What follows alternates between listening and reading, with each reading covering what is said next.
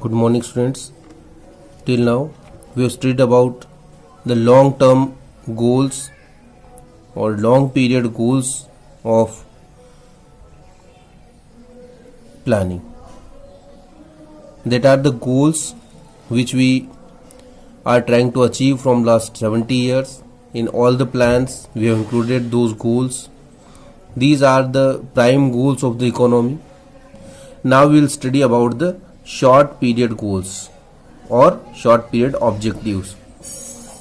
These goals or these objectives are there only for a short period. Short period, it means for 5 years.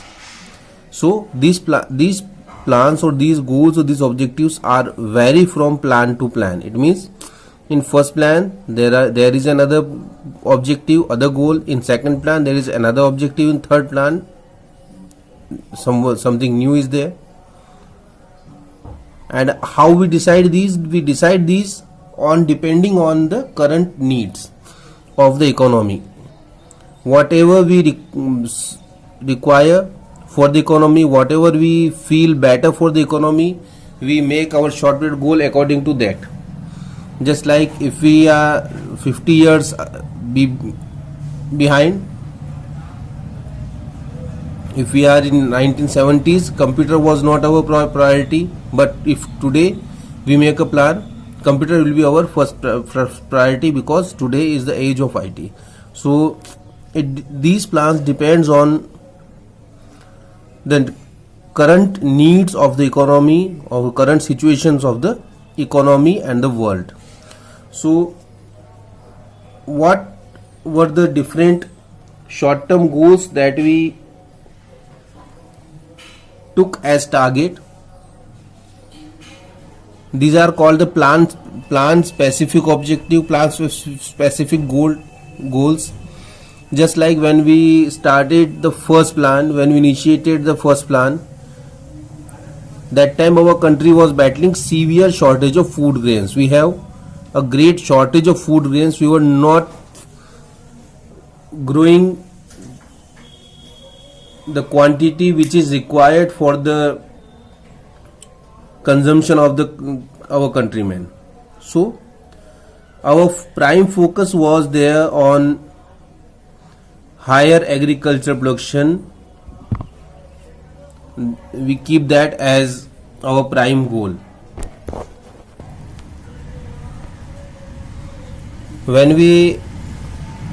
So this was in the first plan. When we moved to the second plan, when we started the second plan, our target was our focus was shifted from agriculture to industry. Why? Because there was an enthusiastic achievements in the field of agriculture. We increased our production, and though we were not self-sufficient, but we were producing a quantity which is almost covering up our needs. So we focused on industry in second plan. In third plan, when we done something good in the field of industry, then we try to achieve self-sufficiency in food grain. So that was our prime focus in third plan. In fourth plan, we focused on price stability and full utilization of manpower. In fifth and sixth plan, our target was poverty, to eradicate poverty. In seventh plan, again stress on the need of greater employment opportunity. In the eighth plan, we reinforced the objective of full employment beside universalization of education. We have taken two targets there. First one is to get full employment, and second one is the universalization of education. Then again in ninth plan, growth, price stability and environmental sustainability. These were the main focus. In 10th plan, our objective was better quality of life. In 11th plan, It was poverty reduction, job creation, and protection of environment. These were the main objectives. In the 12th plan, we stressed the need for sustainable as well as inclusive growth. It means the growth which include everyone and which gives benefit to everyone. So we have taken different short term objectives for different plans, and this is the reason why in the time period of 70 years we have developed in about all the fields. Just if we talk about the different plans, what were the objectives of the plans? In first plan, our objective was to increase agriculture production and equitable distribution of production income and wealth. Production income and wealth should be distributed equally to the everyone, and agriculture production should increase. These were our two main targets. In the second plan, we were targeting about increase in industrial production. That was from 1996 to 1956 to 61. So in the second plan, we were focusing on increasing industrial production and development of heavy industry. In the third plan, self-sufficiency of food grain production, generation of employment opportunities, and reduction in inequality. So these were the plans of first three. These were the objectives of first three plans. Then we have three annual plan from 1966 to 69. After these three plans, again we started the fourth plan in 1969. The objective was accelerating the process of growth and price stability. In fifth plan, raising the living standard with a focus on weaker sections of the society. Again from 79 to 80, we have an annual plan. After that, we started the sixth plan. Here we have target to remove poverty, reduction of inequality, and development of infrastructure.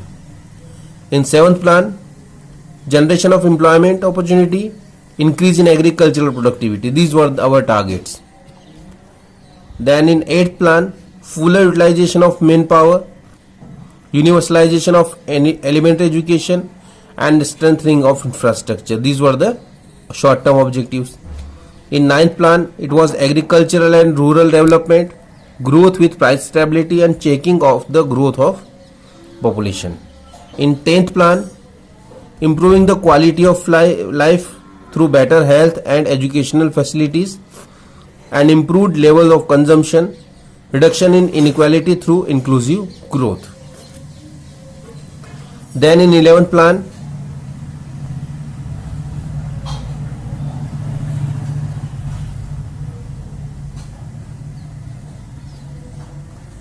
multiple targets covering not only growth but poverty reduction, improving quality of education, public and health services, strategy of second green revolution, and generation high quality job, and protection of environment.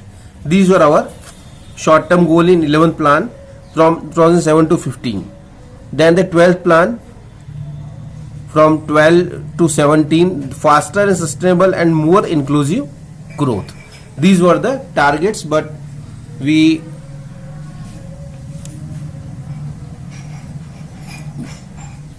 started a new concept of Niti Aayog from 2015, and the second plan was incomplete till that time. So these were the targets. The table is given here in the book. You can study the table. You will come to know that what were the targets that we took to achieve development. What we see that short period objectives of plans are in synchronized with the long period objective of planning. These are in synchronized with the long term objective. It means they are going head to head. Depending upon our needs and means, our planners have been redefining the relative significance of different objective from plan to plan. Now planners, what they done, they redefined the significance, and with the significance and with the need of time, they revised the objective from plan to plan. On the whole, the focus has been on achieving better quality of life across all sections of society. This is called the inclusive growth, and this was our focus for the growth. Now, when we talk about the growth of the country, we see 1991 as the year of divide, because before 1991 the thought process of our economy was completely different. After 1991 it changes a lot. So we divide our time frame in two parts: before 1991 and after 1991, that is pre 1991 and post 1991. So right now we'll study about the policies of the pre 1991 era. It means from 1951 to 1991. What were the features of the policies, what is the success, and what are the failures. Then we'll study about the time of after 1991, because before 1991 our growth rate was very low and we were not growing with our capacities. But after 1991 we grew. We were the most fastest growing country in the world. So how these changes took place and what happened, that we'll study. First, the features of economic policy pursued under planning till 1991. It means pre 1991 era. What were the features of the policies? That were heavy reliance on public sector. We were depending on public sector much. It was that much that we have industrial policy resolution which were passed in 1956, and according to that resolution only 17 industries were reserved for public sector and 12 industries and marked for private sector. It means we were working more in public sector and we were working less in private sector. So we were depending mostly on public sector. Then regulated development of private sector. Private sector development took place, but it was very much regulated with the Industrial Act, Development and Regulation Act 1948. With that act, the industry owner, they need to take a lot of many licenses, and many type of registrations were to be done. Then we passed the Monopoly and Restrictive Trade Practices Act 1969. That was for the private sector to not to start monopoly in any field. Then what was our thinking is that economic power should not be concentrated in few hands. Then the protection of small scale industry and regulation of large scale industry. What we done? We promoted small scale industry because these are the labor intensive industries which give job opportunities to a lot of people. For that, MRTP, Monopolistic and Restrictive Trade Practices Act, helped a lot to us. What we were planning is that the most of the production should be done in small scale industries. For that we established an handloom board, silk board, to promote the production of these industries in foreign countries as well. Then development of heavy industry of strategic significance. Our focus was on the generation of electricity, engineering goods, iron and steel industry. Why? Because these are of the strategic significance. If these industries are developed, then we can develop any industry in our country. If these industries are not developed, then it will be difficult to develop other industries. So we were focusing on these. Then focus on saving and investment. Whatever was focus is, it was on the saving and the investment. Protection from foreign competition. What we done, we give protection to our domestic industry from foreign countries. How? By imposing import duties and quantity restriction. It means if any country from want to sell items, they cannot sell a lot of items. There are the restriction of quantities as well. Then focus on import substitution. What we are producing, it was just to substitute the imports. We were not producing to sell in other countries. Then restriction on foreign capital. What we done, we passed the laws like FERA, which regulate the investment and the foreign currency in the country, which control the foreign currency in the country. Then the loans from abroad were accorded higher priority than FDI.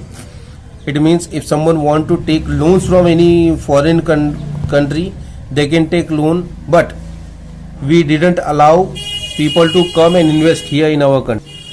Then centralized planning. The planning was done centralized. It means by the government, and the private sector should go hand to hand with the government's planning. So these were the features of pre-1991 period. Now how much these were successful and what were the problems that we faced, we'll study in the next video. Thank you.